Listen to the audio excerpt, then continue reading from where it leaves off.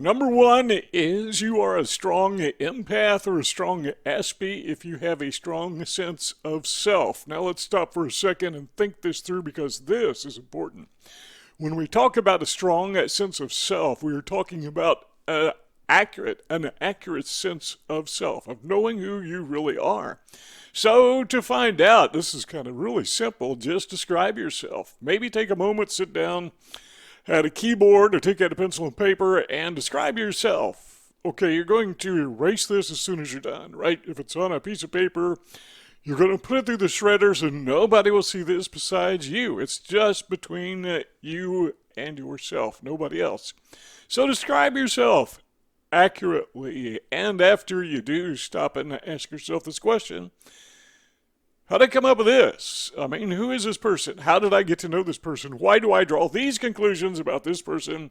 For example, if you say that you are very, very shy and quiet, where do you get that from?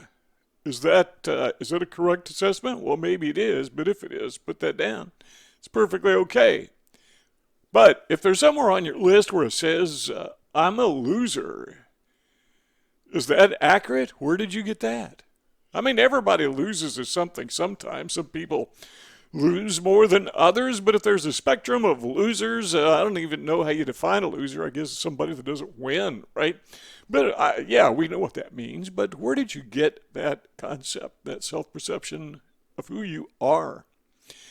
Now, the reason we bring this up is to underscore and emphasize the point that sometimes our self-perception is not based upon who we really are, who we truly are, but our self-perception, our strengths, our abilities, and so forth, as we see them, are determined by what other people have said or the way they've treated us.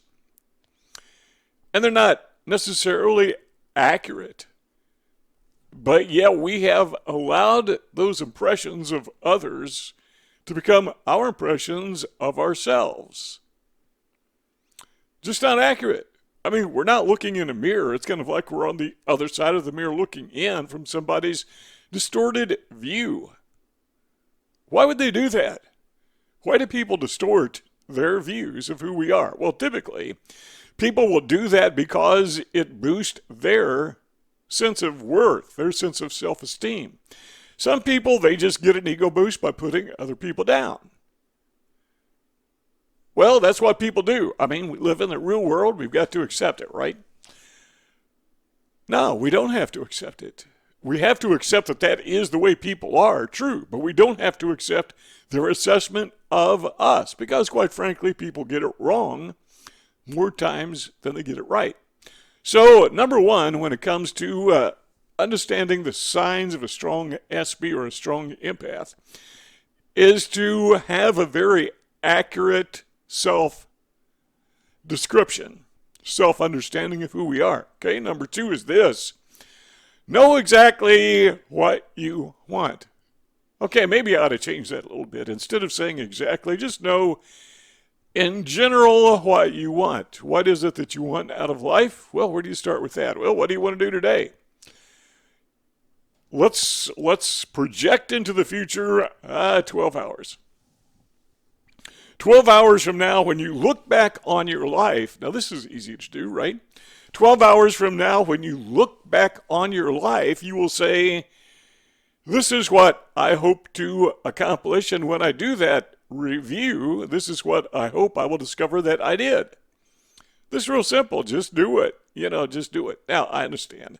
If you are a person with Asperger syndrome, you do have neurological barriers, things that make it difficult relative to other people to get certain things accomplished.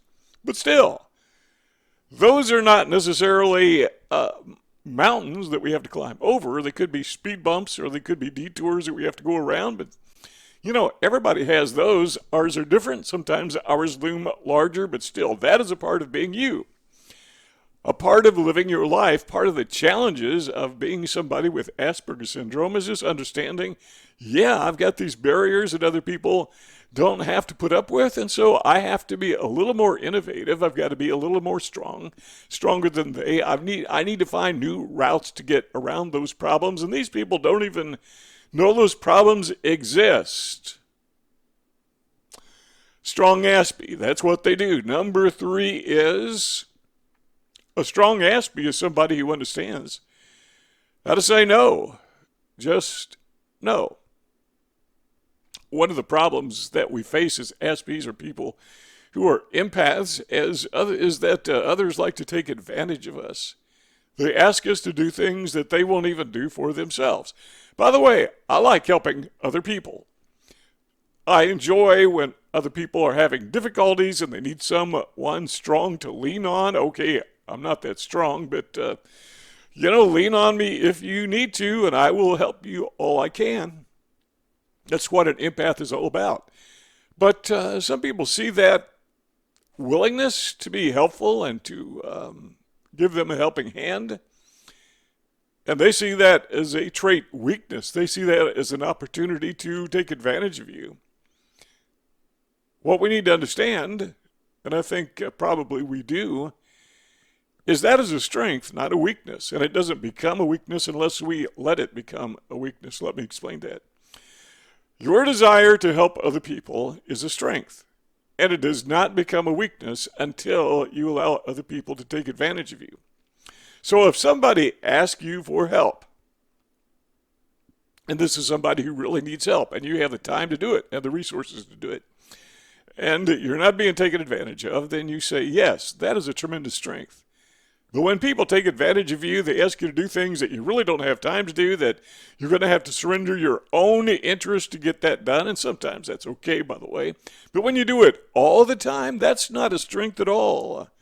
That is a weakness. Now, the bad thing about that is when you continually surrender to other people taking advantage of you, all you are doing is encouraging them to do it again and again. Now, you may be saying, well, don't people have character? Don't people have this inner sense that they're taking advantage of somebody and they've got this light that goes on in their head that tells them don't do this? Yeah, a lot of people do, but then a lot of people don't. Sometimes it's tough to say no. So what I do and what I encourage other people to do, and my advice is not always the best, but I'm pushing 70 years old. I've learned a thing or two over the years, is sharing with others some of the things that I've learned about being a person with Asperger syndrome. Is I draw a criteria based on how close people are to me. So if it's immediate family, they have my immediate attention. They get my help.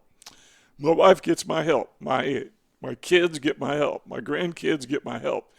The granddogs, not so much. Take care of your own dogs. But beyond that, okay, extended family, I'm there for them, but my family comes first. Beyond extended family, I'm still willing to help, but extended family becomes before them. My immediate family becomes before them. And so you build this or visualize a ripple effect. The thing where you throw a stone in a pool of water and it ripples. So who do you care about the most? Well, you care the most about those who are closest to you. Those are the ones you care about. Those are the ones you take care of. The ones who are immediately close.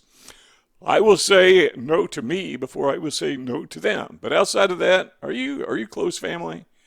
Are you my family? Yeah, maybe I'll help you, maybe I won't.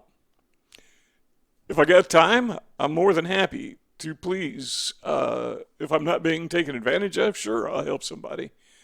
Even if they're not a member of my family. But if I've got other obligations, sometimes I just don't want to. I have the, not just the right, but I have an obligation to say no.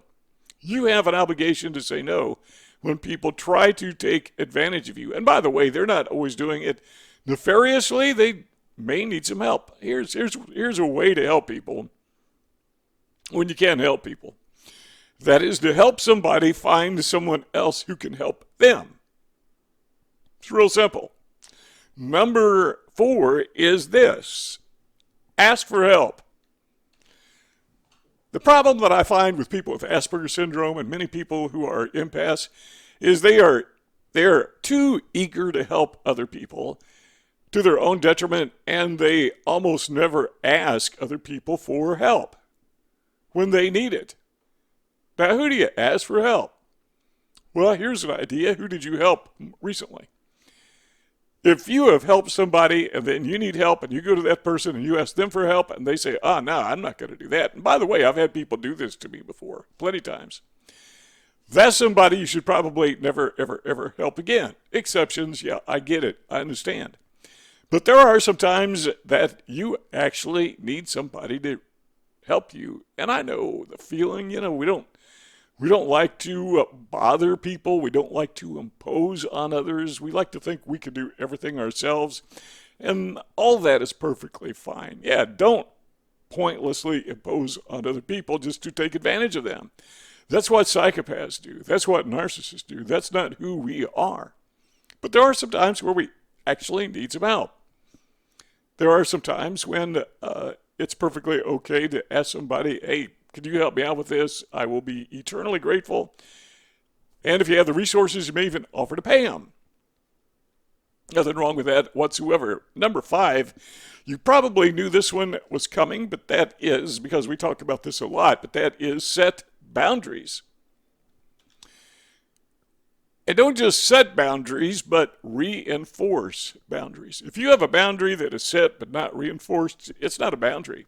May as well not even be there. Now, here's something that a lot of people misunderstand about boundaries is, let's say that you live in a fortified castle. Maybe it's a medieval town and you've got the wall around the town, what's inside the wall? We got a little wiggle room in there, don't you? I mean, you may even have some produce growing. You may have some gardens in there. You may have some activity going on inside the boundaries. In other words, the point that I'm making is boundaries don't have to be so tight that you yourself can't even move.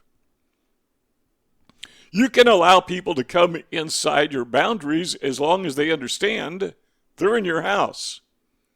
They're not outside. Outside, they do whatever they want. But once they come across the threshold of your castle, your domain, your home, your person, then it's your rules.